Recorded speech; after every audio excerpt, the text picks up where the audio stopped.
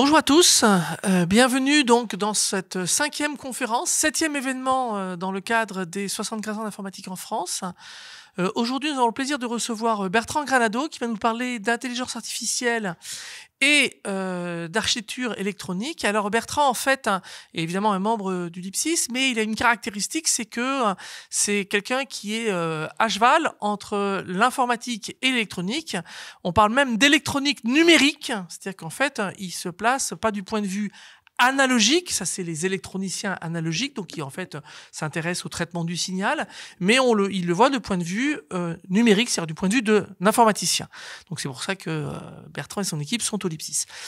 Et donc c'est à ce titre qu'il a été amené à s'intéresser à un certain nombre de projets, et en particulier à la problématique d'exécution de l'intelligence artificielle de manière efficace, donc avec des chips dédiés. Et il faut dire qu'il y a pas mal de choses à raconter d'un point de vue historique. Je ne sais pas si tu en parleras, mais des machines Lisp, des choses comme ça, enfin, les architectures dédiées à des applications particulières, c'est des choses qui sont étudiées depuis finalement assez longtemps, en France et ailleurs. Merci beaucoup Bertrand. Merci. Bonjour à tous. Voilà, donc effectivement, je suis à la fois électronicien et informaticien dans un truc qui doit s'appeler Computer Engineering au niveau des États-Unis et des Amériques. Donc je vais vous présenter un petit peu le lien entre l'intelligence artificielle et les architectures électroniques. C'est effectivement un domaine sur lequel je travaille depuis pas si longtemps que ça, ma thèse à peu près. Donc il y a quelques années. Globalement, on va refaire une petite introduction. Je vais vous reparler un peu de deep learning, de réseaux de neurones, tout ça. Voilà, ça va peut-être vous paraître redondant, mais j'ai besoin de vous reparler de tout ça, de remettre un petit peu en contexte et de faire l'histoire de l'évolution de tout ça, avec une histoire des premiers accélérateurs. Alors autour du deep learning, hein, dans tout ce qui est intelligence artificielle, il y a des réseaux spatiaux, comme tout ce qui est perceptron multicouche dont on va reparler, et puis tout ce qui est réseau neurones à impulsion, qui sont aussi des modèles où il y a énormément de travaux. Je pense qu'il y a des gens dans le laboratoire qui travaillent un petit peu sur ces modèles de réseaux de neurones impulsionnels. J'en parlerai pas, je parlerai vraiment que des réseaux de neurones spatiaux. Derrière, je parlerai pas non plus de réseaux de neurones récurrents, même si je les cite rapidement, parce que il n'y a pas le temps de tout faire. Je vais faire un focus sur à peu près ce qu'il y a comme électronique architecture aujourd'hui, puis parler un petit peu de contraintes qui sont présentes, de plus en plus, qui sont des contraintes beaucoup autour de l'énergie.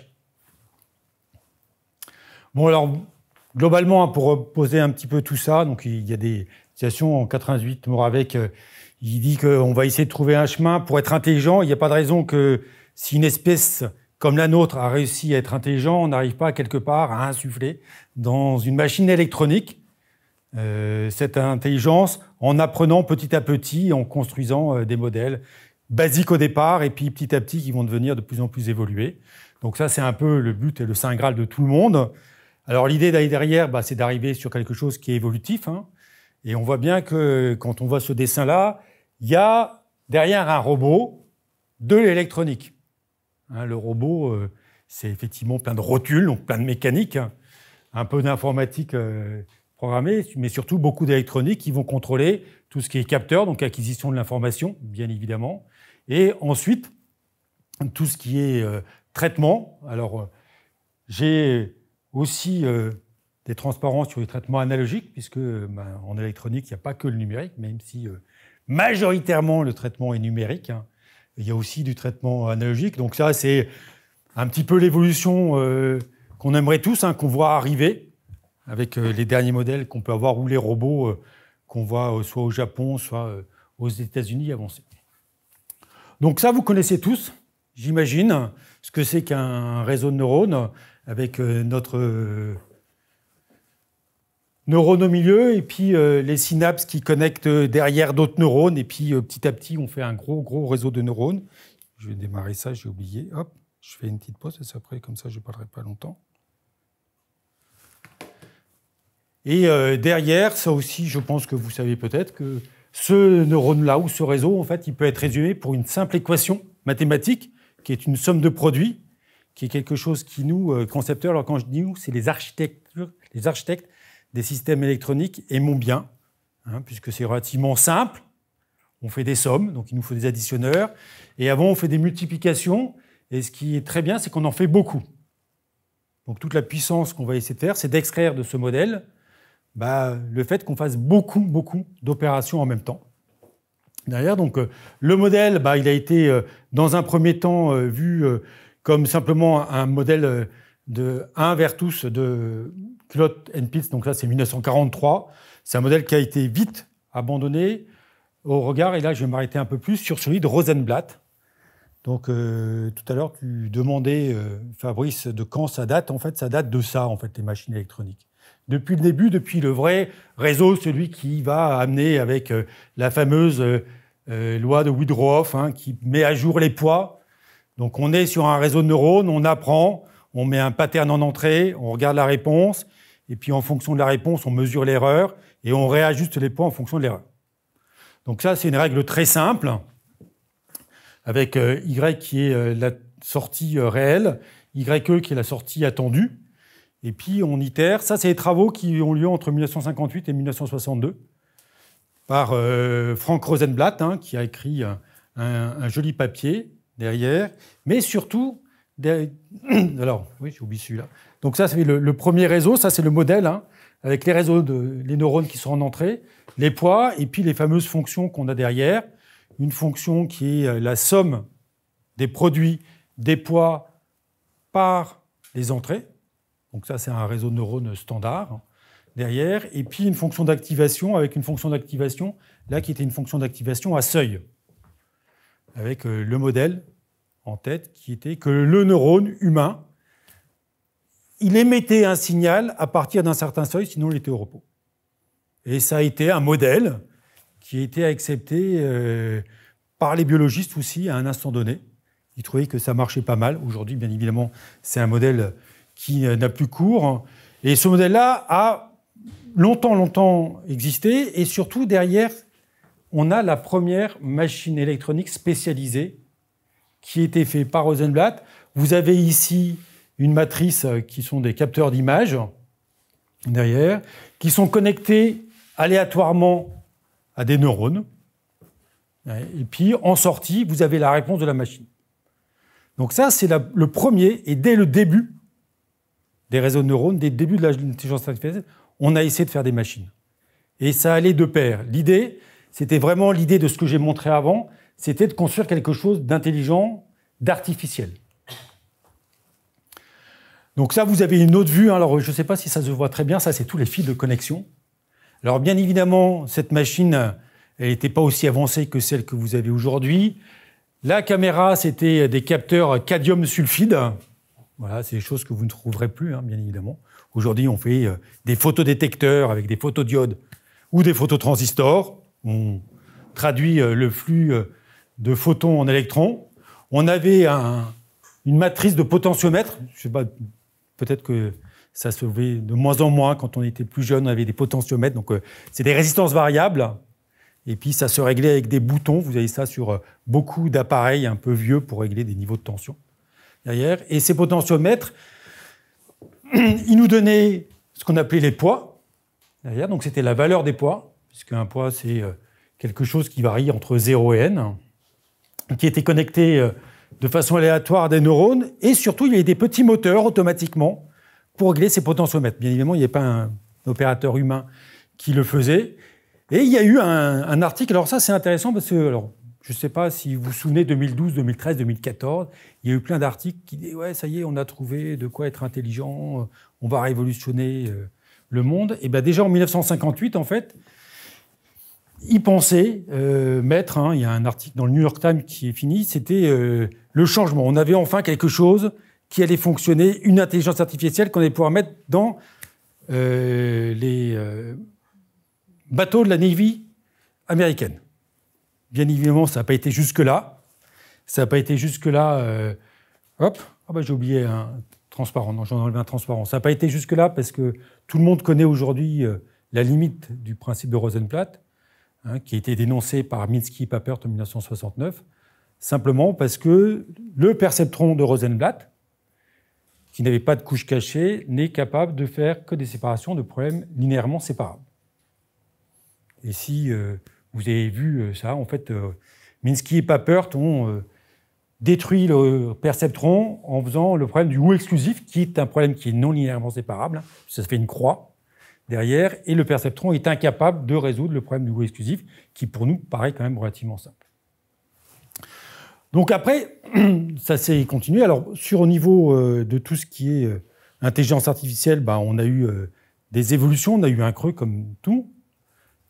Est arrivé 1986 et le papier de Rumelart et Linton sur la rétropropagation du gradient et sur le fait qu'on mette des couches cachées dedans. Donc on a eu un modèle un peu plus simple et pour le coup, ça nous a bien plu en tant qu'électroniciens parce qu'on avait plus de travail à faire, plus de neurones dessus et on avait une règle d'apprentissage qui se base sur des dérivés. Donc on fait du gradient de l'erreur et puis on rétropropage cette erreur pour pouvoir apprendre. C'est le modèle qui a marché, c'est le modèle qui marche toujours, d'ailleurs, dessus. Et puis on a deux phases.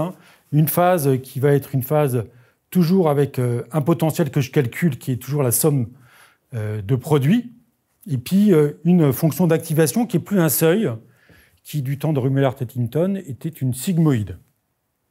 C'était une fonction qui était dérivable et continue, qui variait entre -1 et 1 et qui passait par 0. Donc on a continué avec l'erreur. Donc là, on voit bien les gradients qui arrivent. Donc on calcule effectivement l'erreur qui était la différence entre ce que l'on a et ce que l'on attendait. Et puis on a mis à jour les poids et petit à petit, on a construit des réseaux. Ça a fonctionné assez bien, sauf qu'on a eu tout un tas de soucis. Alors, je vais vous montrer après des architectures qui font tout ça. Mais c'était aussi intéressant, c'est que dans les années 80, 85, 90, les gens ont utilisé des réseaux neurones directement avec des images. Ils prenaient une image et ils se disaient « ça va apprendre l'image ». Donc, on apprend à reconnaître un individu. Sauf qu'on s'est bien évidemment aperçu assez vite que ça ne suffisait pas. L'image est trop variable. Elle est sensible aux conditions d'éclairage, elle est sensible au fait qu'il y ait ou pas de lunettes. Voilà. Et la personne avec ses lunettes n'est pas la même.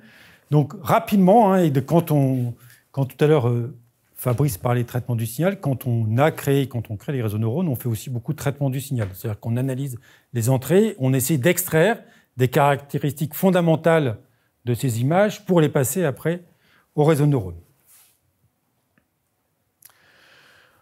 Donc, dans tout ce qui s'ensuit sur les réseaux neurones est arrivé quelque chose que vous connaissez tous peut-être, qui sont les travaux revus et visités de Hubel et Wiesel. Donc, Hubel et Wiesel, ils ont fait un truc, alors j'ai pas la vidéo parce que c'est pas très agréable. Ils ont scalpé un chat, ils ont mis des électrodes intracrâniennes dans le chat, dessus, et puis ils ont mis devant le chat des patterns, des motifs, pour essayer de voir comment répondaient les neurones à l'intérieur et comment le chat voyait. Et vous pouvez chercher sur Internet, je vous laisse voir la vidéo, parce que c'est pas très, il y a des gros yeux du chat, si on garde les yeux écartés pour que le chat voit bien. Et ils ont fait énormément de tests, ils ont passé plein d'images et le chat ne répondait pas. Voilà. Et à un moment donné, je ne sais plus si c'est Hubel et Wiesel, mais c'est raconté aussi dans l'histoire. Ils ont, à cette époque-là, alors il n'y en a plus, on avait des rétroprojecteurs avec des transparents. Je ne sais pas si vous avez connu ça. Donc c'était des choses en plastique qu'on mettait. Voilà, nous, on a soutenu notre thèse. J'imagine Fabrice, il a fait pareil avec ces trucs-là. Puis ça bougeait tout le temps. C'est ce qui s'est passé. Ça a bougé. Et sur l'écran, en fait, a été projetée une droite. La droite, elle venait simplement du bord du transparent qui était décalé et qui a généré une droite. Et là, il y a une réponse. Par accident, le chat a répondu. Et donc, petit à petit, ils ont trouvé que c'était des motifs comme ça réguliers auxquels il répondait. Ils ont structuré après, et ils ont dit, en fait, le chat, ce qu'il cherche, c'est des features, c'est des caractéristiques. Et c'est sur ces caractéristiques qu'il travaille. Et il va décomposer l'image, finalement, pour arriver au cortex visuel. Donc ça, c'est ce qu'ils ont fait. Ils ont fait un modèle qui a été repris après par Fukushima en 1980 pour avoir une première machine électronique qui s'appelait, un premier modèle artificiel qui s'appelait le néoconitron, basé sur le fait que, avant d'avoir une décision, dans le cortex visuel du chat, il y avait un certain nombre de couches. Ici, vous avez l'entrée qui passe, dont le rôle est d'extraire les caractéristiques. Et ça vient des travaux de Hubel et Wiesel. Donc ce qu'on faisait nous, et moi j'ai fait ça beaucoup avec mes collègues, et on fait toujours sur certains modèles, de trouver des algorithmes de traitement d'images pour pouvoir travailler les caractéristiques, hein. Notamment à un moment donné, pour chercher un visage dans une image, on cherchait des yeux, on calculait la distance des yeux, on cherchait le nez, on cherchait la bouche, on calculait, et en fonction de ça, on disait c'est invariant, donc c'était William ou c'était Fabrice, dépendant des distances qu'il y avait. Bon, c'était compliqué parce qu'il fallait calculer. Et petit à petit, ces modèles-là, en fait, ils ont trouvé à calculer ces invariants en extrayant des caractéristiques, en faisant des modèles, et puis après, on est arrivé sur le modèle qu'on connaît tous aujourd'hui, en 1989, de Yann Lequin, qu'il a réalisé après sa thèse chez AT&T, où il a fait un modèle, où il prenait... alors là, c'est une entrée de 28 par 28, c'est sur la base MNIST, qui est aussi une base très connue de caractères manuscrits. L'idée, c'est de déterminer si le caractère était un 0, un 1 ou jusqu'à un 9, et il a construit un réseau, comme ça, dont le but, c'est d'extraire des caractéristiques. Ce réseau, c'est un réseau convolutionnel. C'est quelque chose qu'aujourd'hui, on maîtrise relativement bien. Et dedans, en fait, ce qu'on apprend, c'est les noyaux de convolution. Derrière. Et ces noyaux de convolution, en fait, ils vont permettre de faire du traitement d'images derrière, et petit à petit, arriver sur la dernière couche où on voit moins bien, pour pouvoir trouver des invariants dans les images et savoir ce qui caractérise un 0 par rapport à un 1, ou plutôt ce qui caractérise un 0 par rapport à un 7, un 1 par rapport à un 7, ce qui est moins évident. Donc ça date de 1989. La thèse de Yann Lequin, elle est sur un autre réseau qui s'appelle le réseau HLM, avant de faire le net et d'être récompensé par le prix Turing, comme Hinton et Benjo, pour les réseaux de neurones convolutifs. Il a fait un autre réseau qui est structuré un peu différemment, mais qui revient aussi sur cette même idée d'extraire des champs réceptifs. Le réseau, c'est un petit réseau par rapport à ce qu'on fait aujourd'hui, puisque c'est 100 000 connexions dessus. Voilà, et puis maintenant, ça se représente un petit peu comme ça. Alors ça, c'est intéressant, puis j'en parlais, c'est que quand j'ai fait ma propre thèse, il n'y a pas si longtemps que ça, mais que j'ai soutenue en 1998, donc il y a 24 ans, c'était le plus gros réseau qu'on pouvait faire. Il y a eu des papiers, notamment de sa directrice de thèse, Françoise Fogelman-Soulier, qui disait on ne peut pas faire mieux et qui le prouvait en fait. Il y a eu tout un tas de trucs, simplement parce qu'il y avait deux problèmes à ça. Le premier, c'est qu'on n'avait pas les bases de données pour pouvoir apprendre, parce que plus on a de paramètres, plus il faut de richesse de données pour pouvoir bien fixer les paramètres. Et le second, c'est qu'il fallait de la puissance de calcul. Plus le réseau était grand, plus il nous fallait de puissance de calcul pour espérer avoir un résultat avant la fin de la thèse. C'est pas mal quand on fait une thèse. Et il y a eu un gap en 2012. Alors il y a un gap, je reviendrai dessus, et le gap, il est en partie grâce aux électroniciens. Entre 1989, alors le net, en 1995-98, c'est plus à la mode, on va passer sur d'autres modèles. Alors j'aurais pu vous parler de tous les modèles qu'on a fait entre-temps. Les SVM ont été beaucoup utilisés, les arbres sont toujours utilisés, on a fait des architectures à la fois sur les SVM et sur les arbres, et on continue de travailler au labo, notamment sur les capsules vidéo-endoscopiques, sur les problèmes d'arbres flous, ou d'arbres binaires, simplement parce que ça permet de faire de l'IA explicable, ce qui est plus difficile sur un réseau de ce type-là, dessus. Et puis, on pouvait surtout l'implémenter. Il n'y avait pas besoin de grosses bases de données pour ce qui est des SVM et des arbres, alors que pour ces réseaux-là, il y a eu besoin de beaucoup de bases de données. En 2012, il arrive deux choses. On a déjà une grosse base de données, que tout le monde connaît peut-être, qui s'appelle ImageNet. Il y a un challenge, qui est le challenge de ILBRS, sur le fait d'essayer de battre l'homme, en fait, d'être meilleur à la reconnaissance de 1024 objets que l'homme ne l'est. Et puis, il y a surtout une deuxième chose qui arrive, il y a eu 2007. Et en 2007, il y a un changement fondamental dans la conception des accélérateurs graphiques. Jusqu'à présent, un accélérateur graphique, c'était quelque chose qui était conçu de façon spécifique. On accélérait des calculs pour faire du rendu. Je ne sais pas si vous êtes joueur. Non, il n'y en a pas beaucoup. Voilà, on aime bien du rendu de profondeur et tout ça. Du Z-buffer comme algorithme, donc on faisait des architectures spécifiques. Et en 2007, NVIDIA en fait une architecture générique. Il s'aperçoit que c'est trop coûteux de faire du spécifique tout le temps et de faire le circuit électronique qui va bien, et qu'on est dans un temps où en fait on peut mettre beaucoup de transistors sur une même surface de silicium, et on va faire quelque chose qui est programmable. Et tant qu'à le faire programmable, ils vont aussi, et je vais vous montrer tout ça, faire un langage qui va permettre à tout à chacun de programmer cette fameuse carte graphique qu'on va appeler un GPU, un GPGPU, dépendant des termes, et qui va permettre effectivement à ce réseau-là, à l'ExNet, de battre tout le monde et d'être, en 2012, faire le revival des réseaux convolutifs qui n'étaient pas morts. Il y a des équipes. Il y avait Garcia à Lyon qui continuait, Christophe Garcia qui continuait de travailler sur ces réseaux, mais ce n'était pas ça qu'on montrait. On montrait plutôt les réseaux impulsionnels dont j'ai parlé, les SVM, les arbres, puisque c'était ces modèles-là qui marchaient bien. Et en 2012, tout a changé, en fait. 2012, AlexNet, avec Hinton qui revient. Donc c'est Alex Krichevsky qui va faire ce réseau-là, qu'on voit beaucoup plus profond. On a, quand on avait sur le net 100 000 paramètres, on en a 60 millions. Voilà, donc la complexité, elle a explosé dessus, et ça va permettre effectivement de battre. Et puis depuis, ça ne s'est pas arrêté, donc je vais en prendre 2, 3, je ne vais pas vous tous les citer, vous les connaissez peut-être. Donc VGGNet qui arrive en 2014 avec 138 millions de paramètres. Et puis on peut aller jusqu'à des réseaux qui sont fixed efficient, on a à peu près 500 millions de paramètres. Ça, c'est le nombre de paramètres qu'on doit mettre à jour pour que le réseau puisse fonctionner. Derrière, alors ça aussi, ces graphiques-là, c'est des graphiques qu'on retrouve assez souvent pour dire les performances de reconnaissance.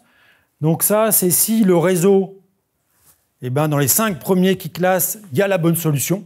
Voilà, si il dit, par exemple, le deuxième qui trouve le plus important, c'est un chat, et puis que c'est vraiment un chat, même si ce n'est pas le premier, c'est bon. Et le top 1 accuracy, c'est quand il dit en premier c'est un chat alors que c'est un chat. Donc on voit effectivement qu'il y a quand même une corrélation assez forte entre le nombre de paramètres et les performances des réseaux. Et ça c'est important, c'est-à-dire qu'il va falloir des architectures électroniques qui supportent de calculer 500 millions de connexions dans les phases d'apprentissage et dans les phases aussi de reconnaissance.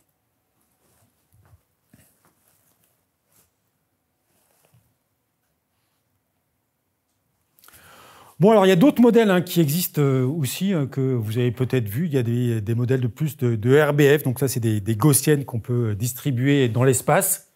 Et puis elles ont une influence avec un rayon derrière. Et puis on va calculer des distances, soit des distances de Manhattan, soit des distances d'Euclide, que vous connaissez bien, soit des distances de Mahalanobis, qui font un peu de corrélation, et avec une fonction d'activation qui dépend bien évidemment de ce que j'ai calculé avant, et puis d'un facteur d'influence de la gaussienne derrière. Ensuite, il y a des machines aussi qui sont toujours utilisées par Geoffrey Hinton, il aime bien ça, c'est les machines de Boltzmann, qui sont des machines probabilistes. La sortie, ce n'est pas 1 à 0, c'est une probabilité d'être à 1 ou à 0. Voilà. Donc ça, c'est des machines qui sont plus stochastiques. Je vous montrerai une architecture derrière. Donc Geoffrey Hinton, il continue à travailler dessus. Et puis, il y a d'autres modèles, dans les modèles structurés en couches, comme ce que je viens de parler, notamment tout ce qui est modèle de type LSTM, où là, il y a une mémoire, et ça prend un peu la temporalité de l'évolution des données en compte.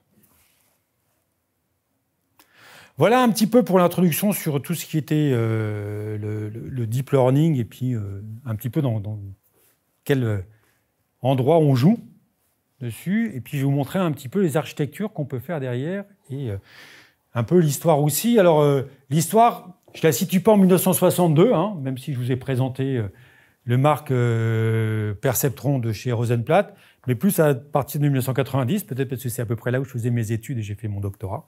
Donc c'est des choses que je maîtrise bien. Et puis pour remettre un petit peu en place les choses, c'est-à-dire qu'en 1990, les processeurs les meilleurs, ils sont à 20 MHz. Voilà. Ça, c'est une grosse bête déjà, quand on a 20 MHz. Alors le plus gros, c'est un processeur que vous ne trouverez plus, parce qu'ils ont fait faillite depuis, ils ont été rachetés par Compaq, qui était la compagnie à suivre, mais qui n'a pas survécu non plus. Et je ne sais pas s'il y a licence, qui arrivait à 150 MHz. Alors, pour la petite histoire, donc la compagnie, c'était DEC, c'est une compagnie qui a fait un ensemble, les PDP-11, les PDP-8, donc c'est des vieilles machines. C'est une compagnie historique de l'informatique quand même, qui ont permis à tout un tas d'entreprises de utiliser ce qu'on appelait des mini-ordinateurs. Et pour les petites entreprises ou les moyennes, c'était assez simple. C'était coûteux, mais on pouvait s'équiper de ce type de processeur. Et c'est les premiers processeurs, alors pas la version 2064, mais la version 264, à avoir dépassé le gigahertz. Voilà. Ça a été les premiers, mais c'était quand même pas énorme. Donc on est à quelques millions d'opérations flottantes à la seconde, avec bien évidemment un gros problème de mémoire. À cette époque, on n'a pas beaucoup de mémoire, et surtout la mémoire est 3, 4, 5 fois plus lente que le processeur. Donc on a un goulet d'étranglement qui perdure toujours. Ça, c'est un gros problème qu'on a quand on fait du calcul neuronal, où on a énormément de données comme ça qui circulent. C'est un goulet d'étranglement entre la mémoire et le processeur. Et donc, en fonction de ça, dans les années 90, on a fait beaucoup d'architecture électronique pour les réseaux neurones. Donc là, vous avez l'IBM Power 1, qui est vraiment c'est un processeur RISC, dans les premiers vraiment processeurs RISC qui ont diffusé, qui est pour le coup pas monolithique.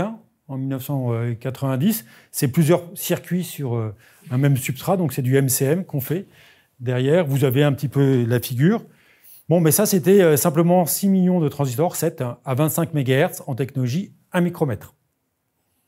Pour mémoire, là, on est à 3 nanomètres. Donc ensuite, vu que ça ne pouvait pas faire grand-chose, parce que 25 MHz, c'est lent, dessus, on a fait tout un tas d'architectures en essayant d'exploiter, soit du parallèle de neurones, c'est-à-dire qu'on essayait de calculer en même temps plusieurs états de plusieurs neurones, soit du parallèle de synapses, on essayait de mettre à jour des synapses en parallèle, soit on travaillait par couche, et donc on mettait les neurones d'une couche à jour en même temps, soit des fois, il y a des gens qui faisaient plusieurs réseaux, plusieurs copies du même réseau en même temps sur des objets différents. Et tout ça, c'était... Alors, on s'est posé beaucoup la question de quelle phase il fallait qu'on accélère. Parce que ce n'est pas tout à fait pareil de calculer des multiplications et des additions que de faire du calcul de dérivées. Voilà. Et on s'est aperçu de quelque chose d'assez évident quand on regarde, c'est que pour pouvoir apprendre, il faut déjà faire une inférence. C'est-à-dire qu'il faut déjà mettre une entrée, attendre une réponse, et après, on peut modifier. Donc la plupart des travaux est parti de cette notion-là, c'est-à-dire que pour apprendre, il faut déjà voir la réponse du système, et on travaille beaucoup sur faire des architectures capables d'accélérer la phase d'inférence, en se disant, comme ça, j'accélère le tout.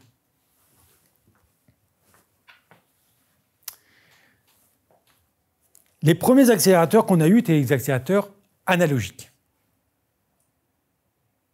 Alors, tout le monde connaît la loi des nœuds. Oui. Je la répète quand même. La loi des nœuds est assez simple. C'est que le courant qui est ici, c'est la somme des courants entrants. Et ça, c'est génial parce qu'en fait, on fait la somme de produits. Rien qu'avec ça, il nous faut des résistances avec des valeurs qui correspondent aux valeurs des points dessus. Et avec ce montage-là, je peux faire un réseau de neurones à 5 neurones en entrée, 4 neurones en entrée. Donc ça a été beaucoup étudié. Ça revient beaucoup aussi. Alors, je n'ai pas les derniers sortis, je vous montrerai à la fin 2-3 transparences sur des choses un petit peu plus analogiques pour en revenir. Ça revient beaucoup, simplement parce que ce qui est intéressant aussi dans ce type de circuit, c'est que ça consomme très peu. Ça ne consomme que le courant qui est lié en fait au poids du neurone, de la synapse. Donc ça a été beaucoup utilisé. On a fait des circuits, alors il y en a eu plusieurs. Hein. Donc là, c'est plus des résistances, c'est bien évidemment des poids dessus. Et puis, on a fait le premier chip. Donc le premier chip que vous voyez là, c'est le chip qui était lié à le net. Quand je vous dis que c'est lié, ça a toujours été lié, ça l'est toujours. Quand Lequin fait son circuit le net, ils font aussi un circuit à la fois analogique et numérique, pour pouvoir calculer en temps réel la reconnaissance des caractères. Il faut savoir, si vous ne le savez pas, que ce chip-là, il a été utilisé en production dans des DAB, des distributeurs automatiques de billets, alors qu'ils n'étaient pas distributeurs automatiques de billets, qui étaient là pour contrôler le montant des chèques aux États-Unis et au Canada. Dans les années 90, qu'on a maintenant tous dans nos banques, vous pouviez aller aux États-Unis et au Canada, encaisser un chèque, vous aviez une reconnaissance automatique du montant que vous aviez écrit dessus, grâce au circuit ANA et au réseau de neurones, le net derrière. Donc dans ce circuit-là, qu'est-ce qu'il y a ? Il y a une partie numérique en entrée. Alors, il ne faut pas que je me mette devant, oui.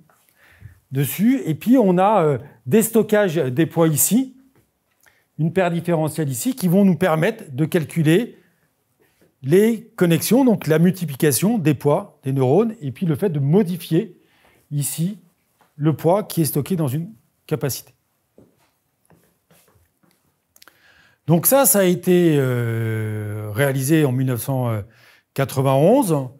Donc on a à peu près dans ce circuit-là, pour avoir un peu de chiffres, 4096 paramètres.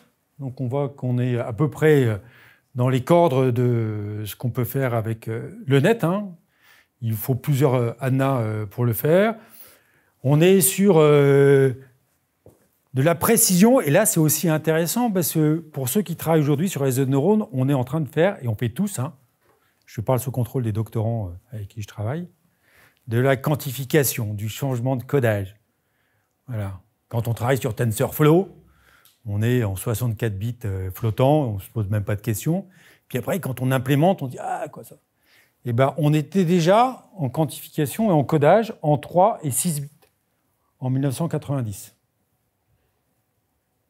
Alors, pas pour des problèmes qu'on a aujourd'hui de consommation et tout, parce qu'on ne savait pas faire plus gros, en fait. C'était plutôt des problèmes de surface. Comment on faisait un circuit qui a une entrée à 64 bits, c'est compliqué quand on est au micromètre, puisque c'était à peu près les technos qu'on avait à l'époque. Donc, on a fait des précisions, le poids sur 6 bits et l'état sur 3 bits. C'était dans ces précisions qu'il calculait. Les performances de ce circuit, alors il y avait des mesures qui ont disparu. À un moment, on mettait des gigaconnexions par seconde. Alors voilà un petit peu comment on pouvait arriver sur quelque chose qui était un perception totalement connecté. Donc les premiers de Rummel Hinton, on avait à peu près autour de 1,5 à 2 gigaconnexions par seconde de calculer. Donc quand on parle de connexion, c'est vraiment toute la somme des produits qu'on faisait. Donc ça, on en faisait à peu près 1 à 2 milliards. Sur tout ce qui était réseau de neurones de type plutôt CNN, on était entre 2 et 4 milliards. Et puis sur quelque chose qui avait plusieurs couches, on était un peu moins bon et on était un peu en dessous de 1 milliard de connexions par seconde. Voilà un peu les performances qu'on avait avec ce type de circuit qui était analogique. Alors, il y a eu d'autres travaux, notamment il y a eu des travaux qui ont été faits par un collègue à Paris Sud, qui est maintenant Paris-Saclay, qui travaillait avec un collègue du LIPSIS qui s'appelle Patrick Garda. Et eux, ils travaillaient sur un modèle, c'est pour ça que je vous ai présenté rapidement aussi la machine de Boltzmann, sur une machine de Boltzmann synchrone. Donc, une machine de Boltzmann, je le répète, c'est à peu près la même chose qu'un perceptron multicouche, sauf que l'état du neurone, il est probabiliste, il est stochastique. On ne sait pas s'il est à 0 ou il est à 0 ou à 1, dépendant d'une probabilité qui dépend du calcul du potentiel postsynaptique d'avant. Donc là aussi, on a été faire stocker le poids dans une capacité, c'est aussi des circuits analogiques, à l'époque, avec des matrices de 64 par 16 synapses. On voit que c'est quand même relativement petit, ce qu'on fait dans les années 92, puisque la thèse de Eric, elle date de 1992. Et on avait d'un côté la synapse, qui est dessinée ici, où vous avez aussi des paires différentielles, vous avez tout ce genre de choses, et de l'autre côté, le neurone, avec un mélange bipolaire dessus pour amplifier un peu de courant. Et le circuit neurone, il avait 32 neurones, il s'appelait MBA2. En gros, voilà les technologies qu'on utilisait à l'époque, c'était de quelques micromètres, entre 3 et 2,4 micromètres. Vous avez un peu la superficie que l'on a pour savoir un gros circuit, un processeur, ça a un petit peu moins d'1 centimètre carré. Ça vous situe un petit peu. Et la consommation était autour de 200 milliwatts, ce qui est quand même pas mal, avec des performances qui étaient assez similaires à ce qu'on vient d'avoir, autour de 2 milliards de calculs par seconde. Là, c'est des opérations brutes que j'ai repris. Bon, alors les circuits analogiques, c'est super bien. J'ai un collègue analogicien, donc il ne faut pas que je me dise de bêtises, il me regarde avec des gros yeux. Mais il y a du bruit. Alors des fois, on l'utilise, notamment pour les machines de Boltzmann. Il y a des gens qui ont utilisé le bruit pour pouvoir faire des générateurs pseudo-aléatoires pour voir la capacité stochastique. Mais c'est compliqué, en fait, pour ça. Les composants analogiques, ils sont sensibles aux conditions environnementales, notamment à la chaleur. Ça dérive. On peut l'utiliser, cette dérive, mais c'est compliqué aussi. C'est toujours difficile à paramétriser. Et puis, c'est rarement non programmable. Il y a eu des tests, il y a des essais. Vous pouvez avoir des matrices de capacité commutée pour essayer de faire un peu de programmation, mais c'est quand même pas le standard. Et puis, il n'y a pas de langage derrière, surtout. Donc, on a fait autre chose. Et en même temps que les gens faisaient de l'analogique, de l'autre côté, ils faisaient du numérique. Et dans le numérique, il y a eu un circuit très intéressant qui a été fait par Ulrich Ramacher en 1995 dans une société qui s'appelle Siemens. Alors, on ne voit pas très bien le dessin, mais je vais vous montrer un petit peu comment ça marche derrière. Et c'est une architecture dite systolique. C'est-à-dire qu'on va essayer d'exploiter ce qu'on appelle le paradigme de flux. On fait les opérations à la chaîne. Comme dans une chaîne de construction de voiture, sauf que là, les opérations à la chaîne, c'est les différentes multiplications et additions nécessaires à réaliser le produit matrice-vecteur ou le produit matrice-matrice. Donc, ce qu'on fait dedans, c'est ce genre de calculs qui sont nécessaires pour pouvoir calculer les réseaux de neurones dont j'ai parlé. Et pour expliquer un peu mieux, voilà une représentation schématique. Donc, qu'est-ce que c'est qu'une architecture systolique? C'est une architecture où on va faire couler les deux matrices ensemble. Et petit à petit, les calculs, ils vont se faire. Et on voit qu'on avance. Petit à petit, on en calcule un, on le fait passer à l'autre. On calcule un élément, on le fait passer à l'autre. Jusqu'à avoir tous les résultats. Et à la fin, on a fait le calcul de la multiplication des deux matrices. Exactement ce qu'on attend, c'est les produits tensoriels, c'est qu'on va retrouver un petit peu plus tard chez des gens comme Google. C'est exactement le même principe, même si je ne sais pas ce qui est derrière, parce qu'ils ne m'ont pas donné les plans. Au moins, en 1995, Ulrich Ramacher, il nous a donné les plans, et c'est des choses très intéressantes. Alors là, je reviens à l'électronique. Les machines systoliques, c'est quelque chose qui a été utilisé beaucoup, parce qu'on se dit, c'est vachement intéressant, on va essayer de faire glisser le flux. Ça n'a pas eu beaucoup de succès. Et ça trouve du succès, ça a trouvé du succès sur cette architecture-là, ce concept de pareil de flux matriciel, en gros. Et ça trouve maintenant son champ d'application, toujours dans l'intelligence artificielle. Et c'est pour ça que dans mon titre, je dis que c'est un destin commun. C'est-à-dire qu'il y a tout un tas de modèles qui s'appliquent bien à l'intelligence artificielle et l'architecture systolique en est un.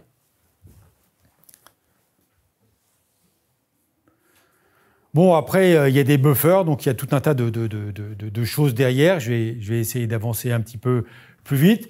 Et puis, là-dedans, on mettait 16 unités de calcul, et puis on pouvait les chaîner, et puis on faisait arriver les poids comme ça, les entrées comme ça, et puis on faisait marcher la machine, et il faut bien imaginer, ça circulait doucement sur les deux. Donc, si on regarde un petit peu au niveau consommation, pour le coup, là, je commence à être un peu haut. On est à 6 watts sur des fréquences de 40 MHz, avec quelque chose qui est un peu plus gros, à 158 mm², avec une technologie plus petite que celle qu'on a utilisée avant, puisque là, on est descendu en dessous du micron. Il y avait un contrôleur qui était le fameux processeur 68000 de chez Motorola, qui a usé des générations d'étudiants. Et puis, on arrivait alors un peu moins... pour des performances crêtes pour 1 MA16, on était à 640 millions de connexions mises à jour à calculer par seconde. Et quand on avait une matrice de 8 en 2 par 4, on arrivait jusqu'à 5,2 gigaconnexions par seconde.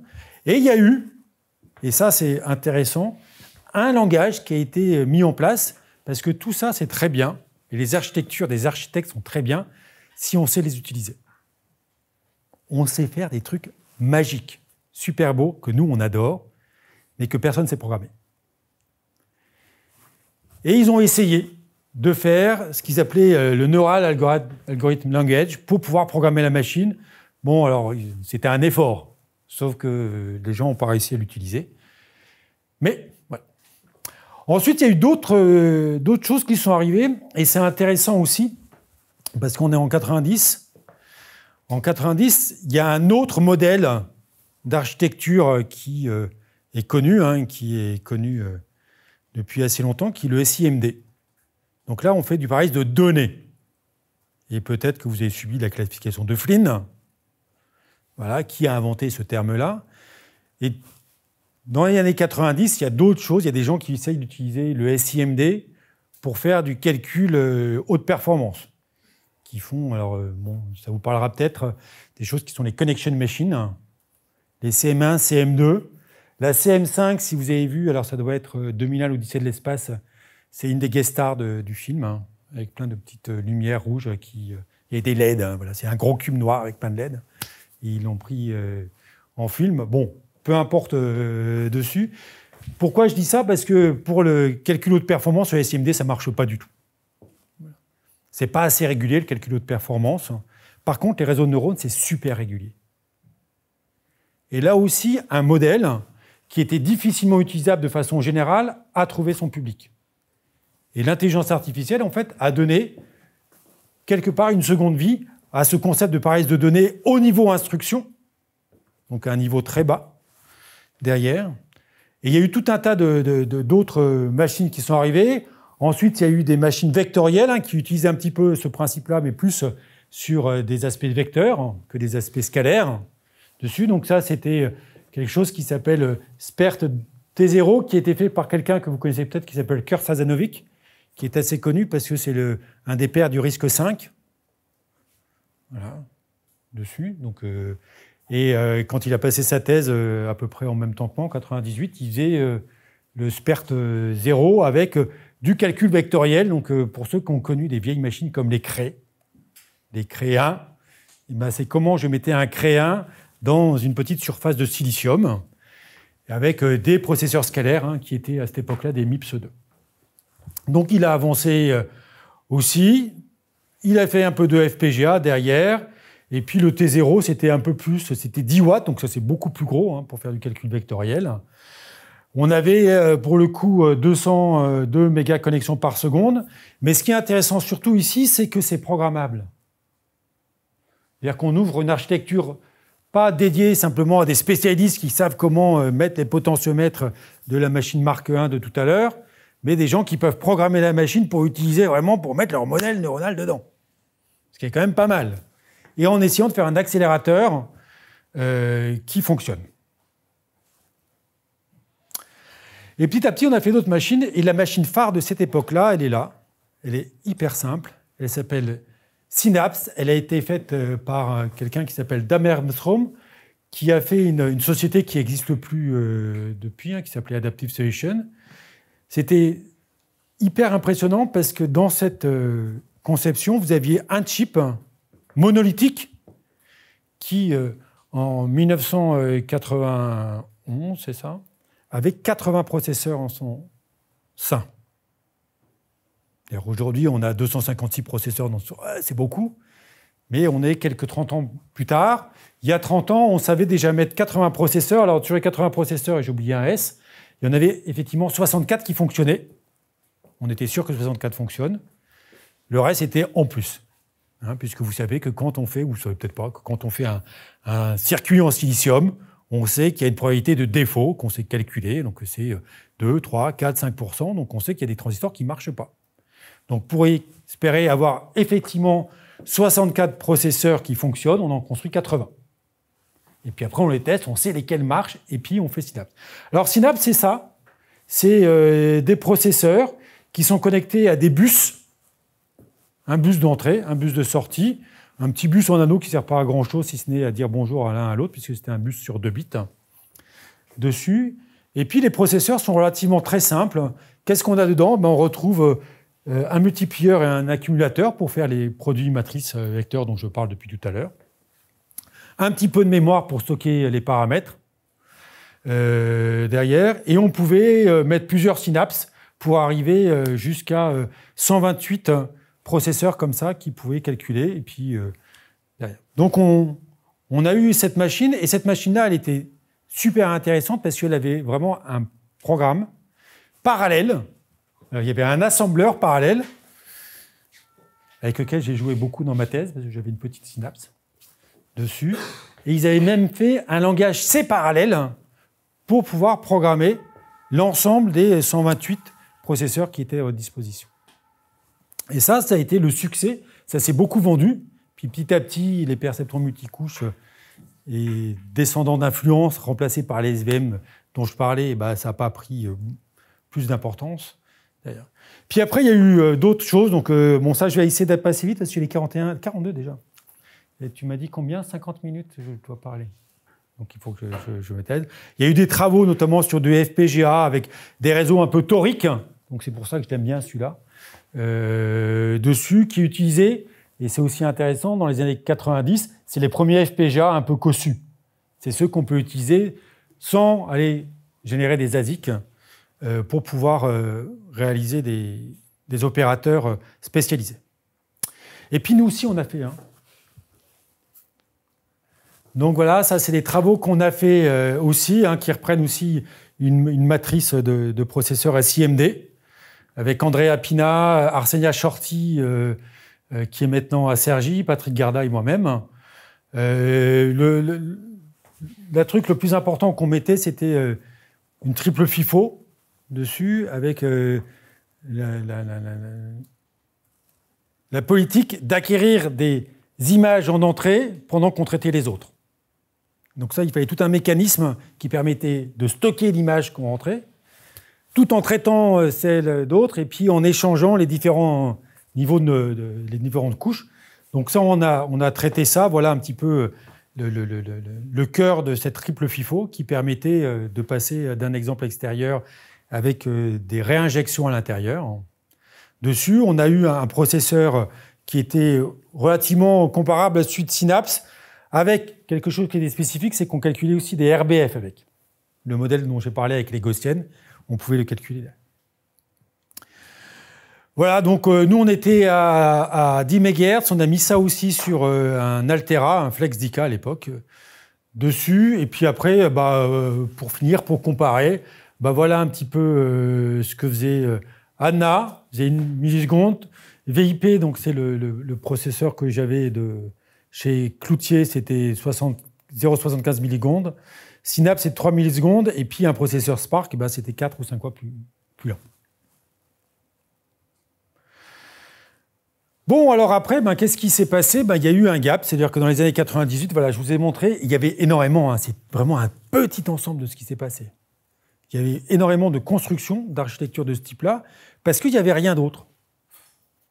Et puis le net est arrivé, et on nous a dit, mais le net, on ne fera jamais plus gros. Et donc tout le monde s'est désintéressé de tout ça.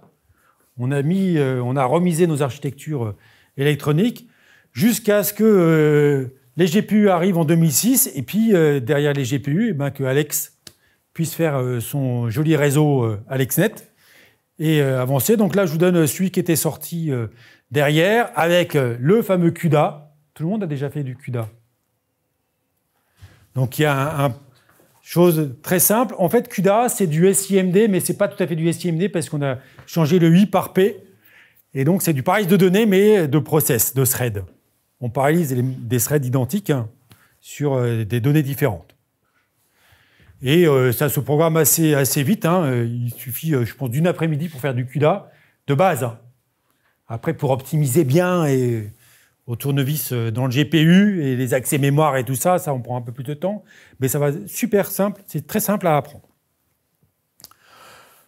Et puis CUDA, ce qui est intéressant, c'est que vous pouvez être un grand programme C et il va dire ce qui va sur le processeur, ce qui va sur le GPU, tout seul.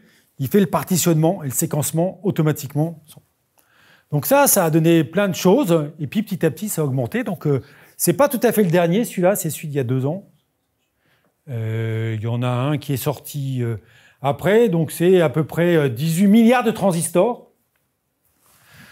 On a 4096 core CUDA, et surtout, et c'est ça qui est intéressant pour nous, il apparaît 576 tensor core.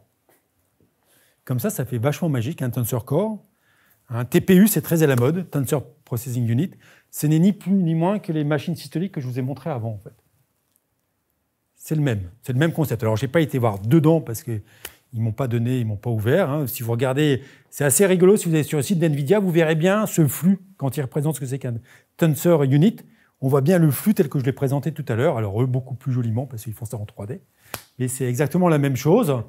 Donc, un Tensor Core, ça fait des calculs. Ça peut aller, dans ces versions-là, jusqu'à 114 teraflops. On est quand même sur du beau, quoi. En précision 16 bits, 228 teraopérations en précision 8 bits en entier, ou jusqu'à 445 teraopérations en précision 4 bits. Bon, alors je vais passer dessus, je vous mettrai les transparents à disposition, parce que je voudrais vous dire 2-3 trucs, et puis j'ai plus que 3 minutes, donc dessus. Ça, c'est un petit peu ce qui se passe. Donc là, ce que je vous ai présenté, c'est lui. C'était les versions Turing. En 2020, sont sorties les versions Ampère.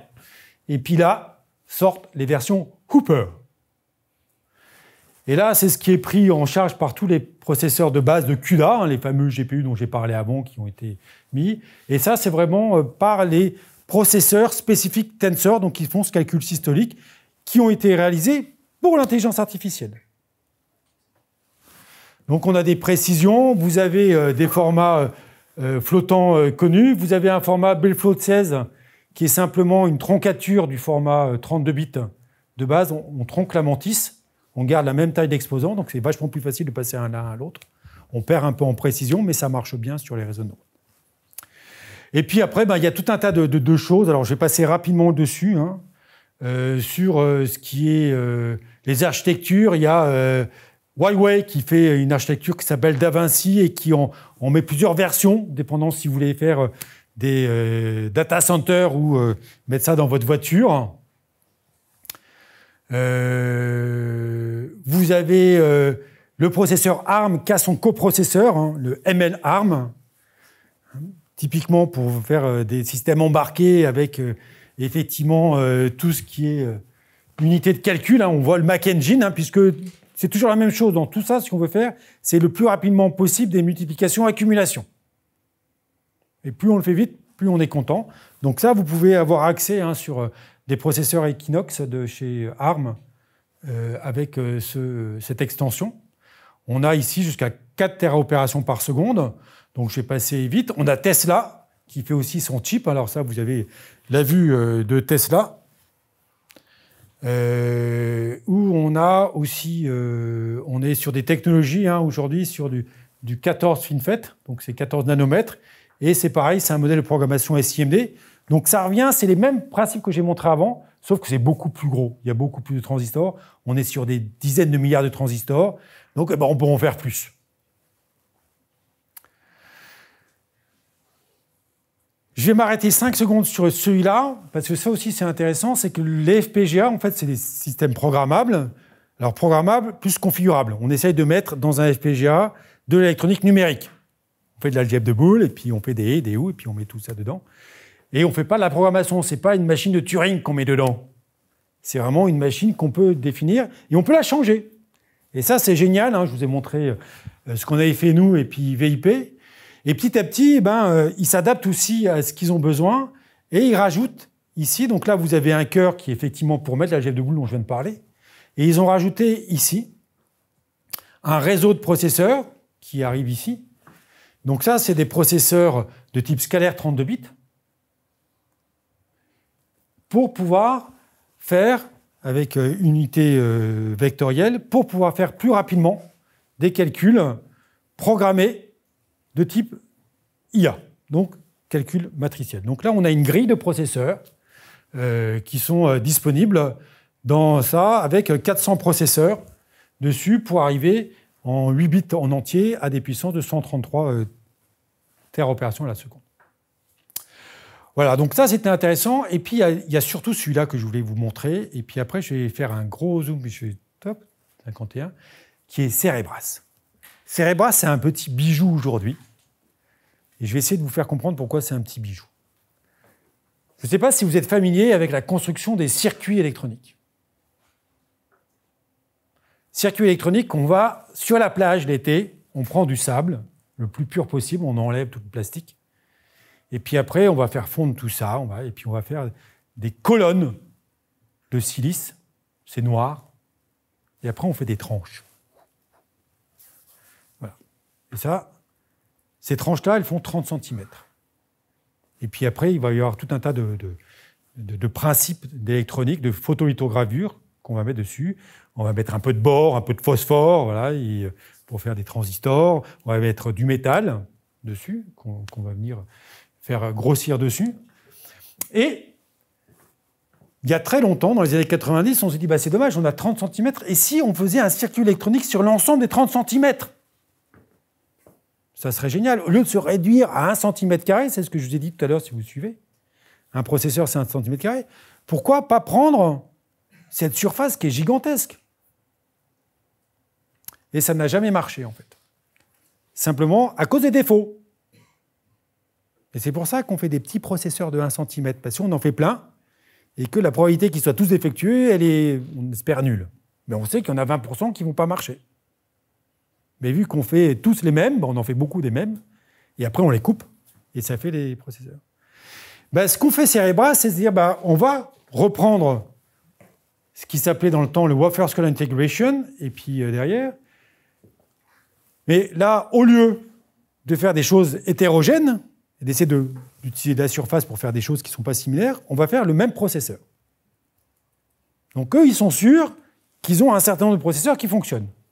Le problème, il reste le réseau, l'interconnexion de ces processeurs. Parce qu'ils sont sûrs aussi qu'il y a des interconnexions qui ne vont pas marcher, ou qu'il y a des processeurs qui ne vont pas marcher. Donc il faut qu'ils reroutent. Alors je pense que c'est les transparents d'après, voilà. Et c'est ça qu'ils sont arrivés à faire, qui est assez génial. C'est qu'ils font le processeur, donc vous avez sur le wafer de 30 cm de diamètre tous ces processeurs-là. Ils sont capables de détecter, bien évidemment, par test, quels sont les processeurs qui sont défectueux, et de rerouter.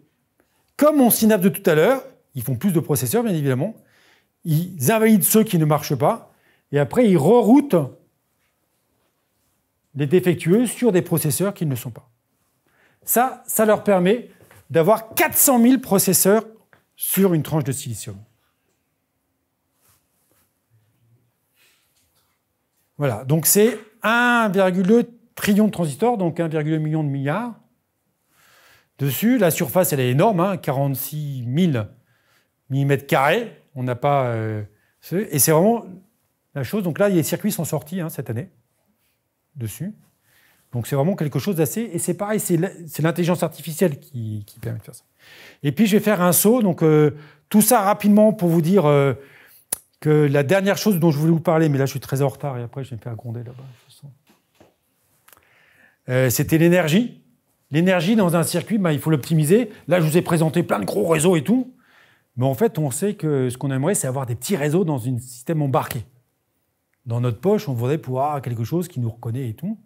On sait que les gros réseaux dont j'ai parlé, les EfficientNet à 500 millions de paramètres, ils sont capables de reconnaître 1024 objets ou plus. Mais des fois, ce n'est pas ça qu'on veut. Des fois, c'est reconnaître 2 objets. Donc on est peut-être capable de faire des plus petits réseaux qui sont très bien, mais on aimerait aussi optimiser l'énergie. Alors l'énergie, il y a des travaux qui ont été faits ici, et l'énergie, globalement, c'est avec la connexion mémoire, mais c'est surtout sur le transfert de données, à l'intérieur ou à l'extérieur du chip. C'est là où on consomme. Ce n'est pas forcément les opérateurs, c'est dès qu'on déplace des données. Et il y a toute une théorie aujourd'hui qui s'appelle le in-memory computing, où on essaye de calculer au plus près des données. Et c'est là où je vais faire un grand saut. Tout ça, je vous laisserai. Ça, c'est de la quantification. C'était pour montrer comment on pouvait réduire les réseaux de neurones. Et c'était surtout là où je voulais arriver, pour vous montrer un petit peu ce qui existe et ce qui est très innovant aujourd'hui dans l'électronique, dans ces réseaux de neurones-là. C'est de se dire, on va essayer de faire plus petit. Et le plus petit qu'on puisse faire, c'est avoir des neurones binaires. Les synapses, ils sont codés pas sur 0,1, sur 1 et moins 1.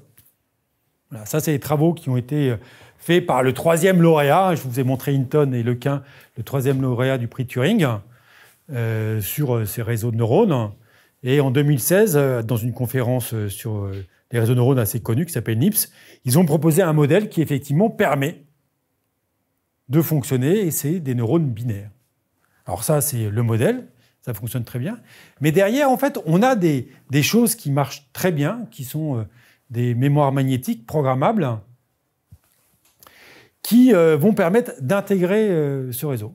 Et là, en électronique, là, on retombe un petit peu sur de l'analogique dessus. On peut utiliser un composant.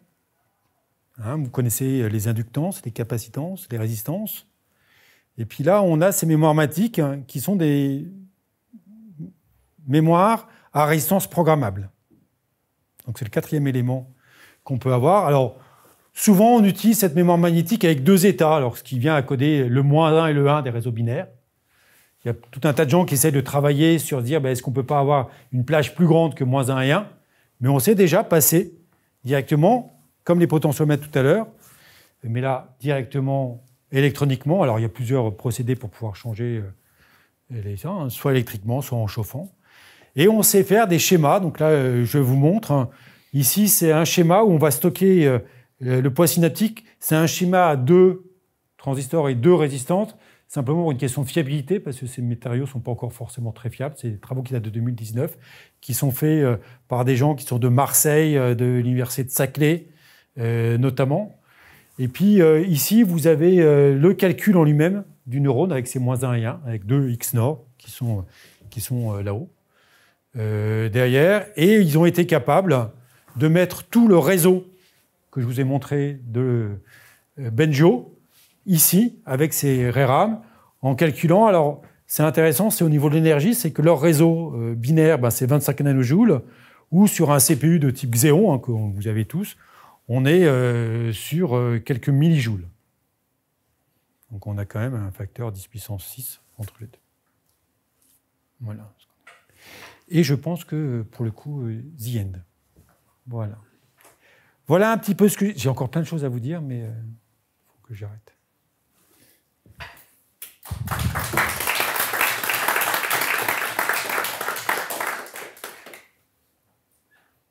Après, je ne sais pas ce qu'on fait, en fait. Chef? Ah, il faut dire des questions. Vous avez des questions? Vous avez faim?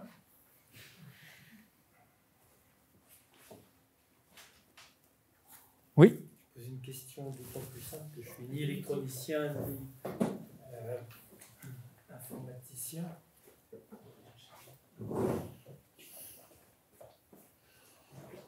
Ah, il faut le micro, je crois.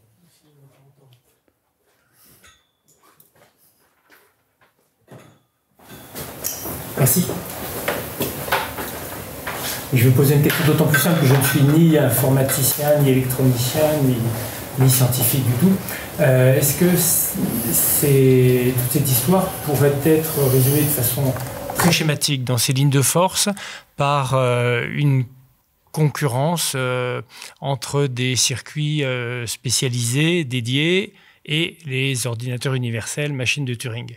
Et accessoirement, mais c'est moins important, entre des circuits numériques et des circuits analogiques, avec la supériorité intrinsèque du numérique. Alors, je ne sais pas si c'est concurrence. Moi, je verrais ça plutôt comme une complémentarité. Alors, effectivement, parce que tout ce qui est machine de Turing, l'intérêt d'une machine de Turing, que ce soit un processeur ou autre, c'est sa programmabilité. C'est qu'on peut, une fois qu'on sait décrire un algorithme, on sait que la machine de Turing va l'exécuter. Et ça, c'est une force. Quand on fait du spécifique, et qu'on est vraiment, soit quand on fait de l'analogique ou du numérique, on est en train de faire du spécifique. Donc ça va être difficilement programmable. Et là, ce qu'on a vu un petit peu, ce que j'ai essayé de montrer, c'est qu'on essaye d'avoir les deux, en fait. De trouver comment on peut programmer quelque chose qui est spécifique. C'est effectivement la force des GPU aujourd'hui. C'est-à-dire que pourquoi ça marche très bien les GPU, c'est pas parce que, alors c'est bien évident parce que c'est puissant, mais pas seulement, c'est parce qu'on sait rapidement le programmer. On sait rapidement le prendre en main et faire des choses qui sont efficaces avec. Et puis aujourd'hui, les outils, et là je parle sous couvert de tout un tas de doctorants qui doivent peut-être faire ça, avec des outils comme TensorFlow, le code il est généré automatiquement, il va attaquer des batteries de GPU, on en a un certain nombre au laboratoire, il y en a un certain nombre dans le cloud, et ça je pense que c'est vraiment la complémentarité. Pour le numérique analogique, c'est pareil. Et c'est un petit peu ce qu'on voit ici. Alors il y a d'autres choses qui arrivent. Sur la partie analogique, sur le stockage des données et tout, il y a vraiment une supériorité de l'analogique en fait, sur le fait qu'on utilise des principes simples. J'ai montré la loi des nœuds. Derrière, le fait qu'on utilise des propriétés des composants pour intégrer en son sein, au lieu d'avoir une mémoire où je vais stocker sur 8 bits ou 10 bits ou 16 bits une donnée, là j'ai une résistance. Alors bon, là c'est que -1 et 1, mais dans le futur, on imagine que ça sera un peu plus large, le nombre de valeurs qu'on peut représenter. Et il suffit d'arriver à la programmer pour changer sa valeur. Et c'est qu'un élément, donc c'est tout petit. Et après, derrière, effectivement, on peut mettre du numérique. Et on peut associer les deux. Donc c'est plus complémentaire que concurrent.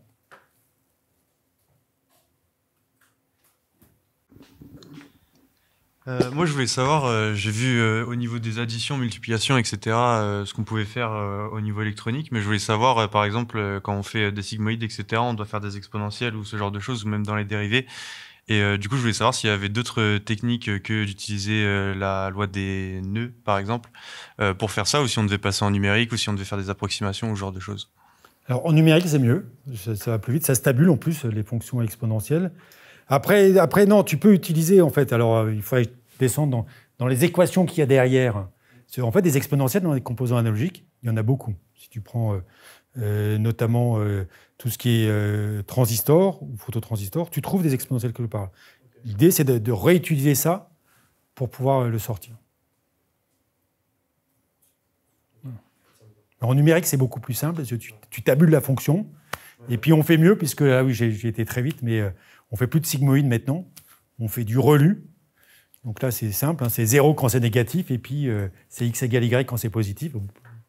On ne fait pas mieux.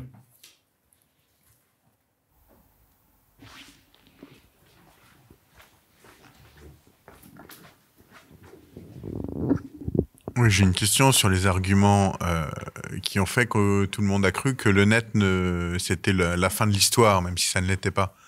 Parce que je veux bien qu'on puisse dire, bon, à cette époque-là, c'est le maximum ce qu'on peut faire avec les technologies actuelles. Mais à l'époque de l'ENET, la loi de Moore était bien connue, donc on savait déjà qu'il y avait une accélération. Donc il y avait des lois d'échelle qui disaient que ça allait être de pire en pire, ou c'était juste que les processeurs... Alors, le net, il a surtout... Alors, il n'y avait pas la capacité de calcul, oui, mais il a surtout été abandonné parce qu'on n'avait pas de base de données, en fait. D'accord. Mais c'est comme dans tous les champs scientifiques, quand même. Il y a un moment donné, tout le monde s'emballe. Et dans les années 90, tout le monde faisait des réseaux de neurones, les perceptrons, ça allait régler tout un tas de choses. Comme aujourd'hui, ça s'emballe aussi. Et puis, ça va atteindre ses limites parce que ça a une limite. Et les gens, en fait, se sont retrouvés à un truc, ils n'avaient pas assez de données. Et ils n'ont pas projeté qu'ils allaient construire les bases de données qu'on a aujourd'hui. Ça ne s'est pas projeté du tout. Les puissances, la loi de Moore, oui, parce que la loi de Moore, ça des années 80, pour faire une roadmap pour que l'industrie des semi-conducteurs et puis nous, quand on fait des circuits, on voit à peu près où on allait. Donc ça, on voyait comment on progressait. Mais sur les bases de données, je ne sais pas pourquoi les articles disaient « mais de toute façon, on n'a pas les données, donc ça ne marchera pas ». Il faut trouver d'autres modèles qui apprennent avec beaucoup moins de données. Non, toi, tu as un point de vue d'informaticien qui travaillait à cette époque-là. Moi, dans les années 90, j'étais d'abord lycéen et jeune étudiant et je disais des trucs de vulgarisation informatique et j'avais compris que c'était le futur. Puis après, je suis parti vers la physique. Ça fait depuis peu de temps que je suis revenu en informatique, mais en 2012, ça m'a surpris que tout le monde dise que c'était AlexNet, c'était nouveau et ça ressemblait vachement. Il y a eu des équipes. Moi, j'ai fait une HDR un peu avant 2012 d'une équipe donc à Lyon, mais en fait, c'était très secret en fait. Là, tout le monde faisait des SVM dans les années 2000. Ce qui a pris, c'est ce que je disais tout à l'heure, c'était tout ce qui est réseau neurone impulsionnel, parce que le réseau neurone impulsionnel, on pourrait faire un cours dessus. C'est très intéressant parce que c'est beaucoup plus plausible. Voilà. Donc les gens ont travaillé. Et l'équipe de Christophe Garcia, en fait, qui doit toujours travailler à Lyon, on ne parlait pas beaucoup d'eux, ils ne parlaient pas beaucoup d'eux. Ils ont continué à travailler sur les réseaux convolutionnels. Et ils ont fait tout un tas de choses vachement intéressantes dessus, mais ce n'était pas ce qui était à la mode. Il y a des phénomènes de mode. Et si AlexNet, il arrive, c'est qu'Hinton, il continue à travailler dessus aussi. Ce n'est pas ce qu'il mettait en avant à un moment donné, parce que ce n'est pas ça qui était communicant. Il fallait pouvoir avoir des choses. Et puis, juste avant qu'AlexNet il casse la baraque, c'était Adaboost qui marchait. C'était tout ce genre d'algorithme. C'est intéressant aussi, parce que maintenant, tu as une dynamique, une diversité de modèles qui te permet de choisir en fonction de ton application des modèles qui sont plus explicables, des modèles qui sont plus performants comme ça.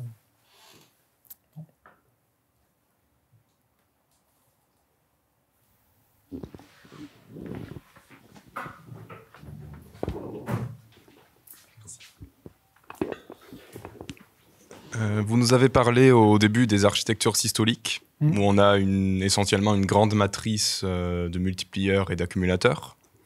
Puis ensuite, on a vu un peu plus tard qu'il est apparu des architectures avec Versal, par exemple, ou peut-être aussi le processeur neuronal de ARM, je ne sais pas. Des architectures donc, où on a là aussi une grande matrice, donc avec un flux de données systolique en quelque sorte. Mais en plus de ça, sur chaque nœud de la matrice, on a un processeur indépendant. Donc c'est bien, on rajoute de la flexibilité, on rajoute de la programmabilité. Mais dans la mesure où toutes les opérations que l'on souhaite faire, ce sont essentiellement juste des multiplications et des accumulations, quel est l'intérêt d'avoir autant de processeurs indépendants ? Est-ce qu'il y a des modèles qui sont capables de tirer parti de cette programmabilité ? Est-ce que vous avez des exemples ? Alors, en fait, la matrice, effectivement, il y a une question de commerce aussi. Quand tu mets iEngine, en fait, ce n'est pas iEngine, c'est traitement du signal et des images en général. Et donc, l'intérêt que ça soit programmable, c'est que tu peux l'adapter à n'importe quel algorithme. Tu n'es pas limité comme Synapse de Ramasher, qui était limité qu'à faire du produit matrice vecteur. Tu ne pouvais rien faire d'autre avec. Là, tu peux être beaucoup plus souple sur ce que tu peux implémenter. L'intérêt, il est que là. Tu fais pas dessus. Après, alors bon, ça c'est un petit peu sur les FPGA. Les FPGA, petit à petit, ils essayent d'avoir des différents grains de configuration pour essayer de se dire, je vais connecter des processeurs ensemble, je vais connecter des bits ensemble, je vais connecter des opérateurs ensemble, et d'essayer d'utiliser toutes ces grains de configuration pour pouvoir donner plus de flexibilité et d'implanter quelque chose qui est un peu plus hétérogène en application que quelque chose qui est très monolithique. Les premières architectures que j'ai montrées, c'est un modèle qui est issu des réseaux neurones, mais dans une application, tu n'as pas qu'un réseau neurone, en fait. Donc Versal, et tout ce que tu peux voir derrière, il faut le considérer comme un système. Et aujourd'hui, on travaille plus sur des architectures, comme on travaillait dans les années 90, qui étaient là pour accélérer une partie du traitement. On essaie de faire une architecture système qui va pouvoir prendre la partie décision derrière, parce que l'algorithme, il va reconnaître quelque chose, mais qu'est-ce que tu en fais de ce truc-là ? Une fois que tu as reconnu un piéton, tu l'écrases pas ? Voilà, donc il faut bien quelqu'un qui va décider du contrôle de ta machine et donc construire quelque chose intégralement, et donc tu fais de la flexibilité. Qu'est-ce que ça va donner réellement ? Aujourd'hui, Versal, ça commence à être utilisé pas mal dans le cloud. Il faudrait qu'on attende encore quelques années pour voir effectivement si finalement c'est aussi efficace que ça en a l'air.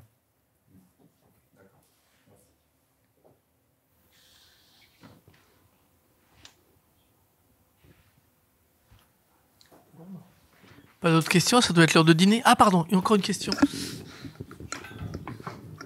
Merci. Bonjour. Du coup, vous nous avez parlé de Versal et de Cerebras. Quels sont les réseaux qui tournent sur ce genre d'architecture ? Alors sur Versal, aujourd'hui, n'importe quel réseau. Tu fais tourner le VGGNet, le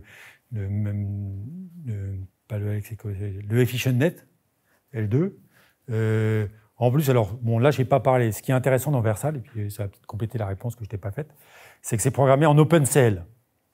Donc OpenCL, c'est une sorte de chose uniformisée du CUDA, qui est un langage de programmation hétérogène où on peut faire du parallélisme aussi bien sur du CPU, sur du GPU ou sur du FPGA.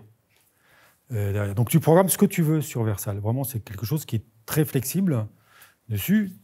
Il faut voir les performances réellement que ça, parce que aujourd'hui, ce qu'on essaie de calculer, c'est combien tu donnes d'énergie pour quelle performance. Donc ça, petit à petit, c'est nouveau. Hein. Versal, c'est sorti, ça a été annoncé en 2019. Donc là, on est vraiment dans le cœur où ça commence à vraiment prendre dessus et on va avoir vraiment des données opérationnelles plutôt. Sur Cerebras, je ne sais pas encore de réseau parce que ça vient de sortir. Ça a été annoncé en 2019 à Hotchip 31, c'est ça, je pense. Et le temps qu'ils passent en fabrication, qu'ils sortent les outils dessus, je n'ai pas encore d'exemple à te donner vraiment. Mais après, tu peux mettre ce que tu veux en fait. 400 000 processeurs. Est-ce que c'est efficace? C'est pas rien, c'est des questions. C'est très joli. Ce qui est intéressant dans Versal, c'est pas tant le fait que ce soit efficace, c'est le fait que, comme le SIMD ou le systolique, l'intelligence artificielle a remis en exergue un modèle qui n'avait pas marché avant. Le Warfare Scale Integration, et tu retournes dans les années 90, il y a des gens qui sont cassés les dents dessus, qui ont fait. Il y a eu toute une communauté qui dit « Ah si, on va prendre toute la surface ». Eux, ils réussissent à faire quelque chose. Alors effectivement, parce que le calcul est très régulier, donc tu peux détecter les défauts tout de suite, et puis après, c'est comment tu fais pour rerouter ces défauts. Et ils y sont arrivés. Et c'est ça qui est intéressant. Après, les performances que ça va donner, il va falloir aussi attendre que ça soit en prod, que les gens achètent. On va peut-être acheter ça au labo dessus et le faire fonctionner. Merci.